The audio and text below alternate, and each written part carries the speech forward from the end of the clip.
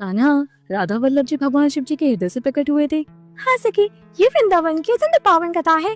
बहुत समय पहले आत्मदेव नाम के ब्राह्मण ने वर्षों तक भगवान शिव जी की कठोर तपस्या की।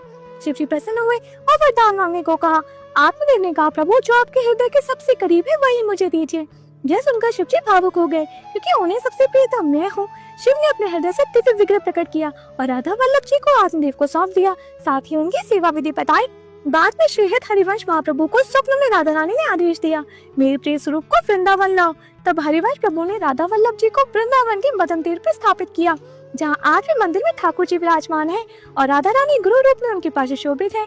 सखी, राधा वल्लभ जी के दर्शन बहुत ही दुर्लभ है, पर जो सच्चे प्रेम से उन्हें बुलाता है उन्हें ठाकुर जी स्वयं दर्शन देते हैं। शिव हृदय से प्रकट भये राधा वल्लभ लाल, जिसे मिले यह दुर्लभ प्रेम कट जाए जंजाल।